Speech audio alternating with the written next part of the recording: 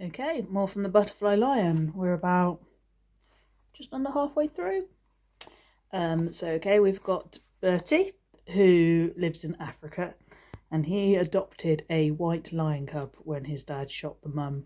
And white lion cubs are special. None of his parents have seen one before. So the lion cub was living with them. Mum was really happy. Bertie was really happy. But then Bertie's been told he has to go away to boarding school, and his dad is going to sell the lion to the circus, which makes Bertie really angry. So he goes out with the lion in the middle of the night and he frightens him away so that he gets to live in the wild and doesn't go to the circus. All right, so let's hear what happened next. They were there waiting on the veranda, his mother in her nightgown, his father in his hat, his horse saddled, ready to come after him. So he was ready to go and bring Bertie home from where he went out to release the lion. "I've set him free," Bertie cried. "I've set him free so he won't ever have to live behind bars." He was sent to his room at once, where he threw himself on his bed and buried his face in his pillow.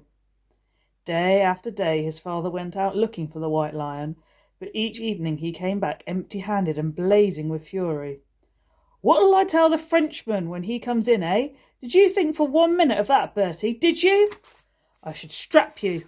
Any father worth his salt would strap you." He would beat him. But he didn't.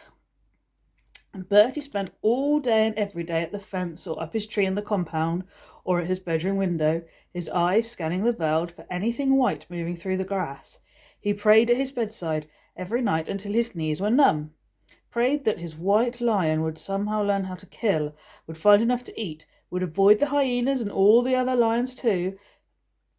And, above all, he prayed that he would not come back, at least not until the Frenchman from the circus had come and gone. The day the Frenchman came, it rained, the first rain for months, it seemed.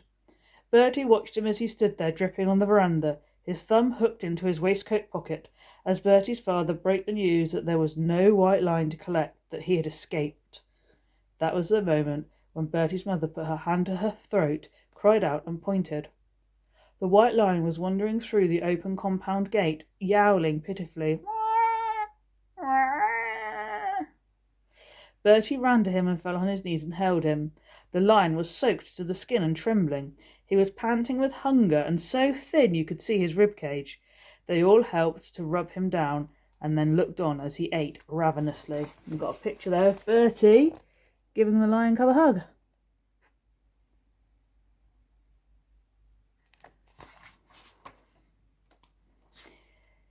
"Incroyable! Magnifique!" said the Frenchman. "And white, just as you said.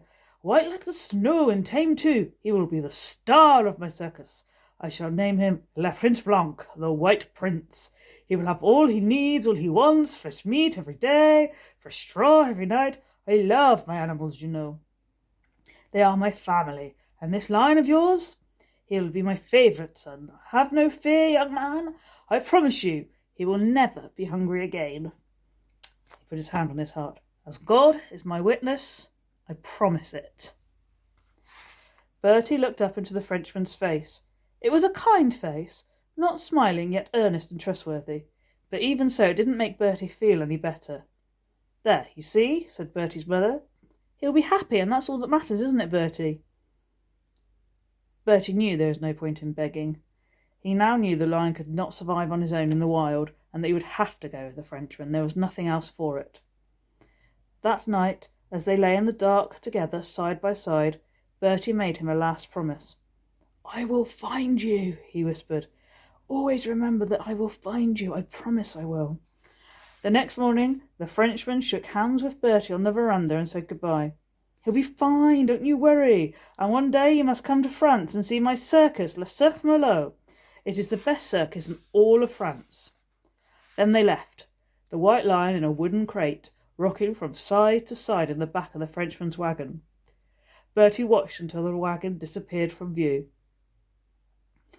A few months later, Bertie found himself on a ship steaming out of Cape Town, bound for England and school and a new life.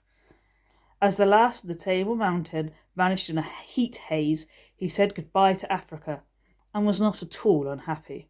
He had his mother with him for the time being at least, and after all, England was nearer France than Africa was. Much nearer. Okay, leave it there. The butterfly lion.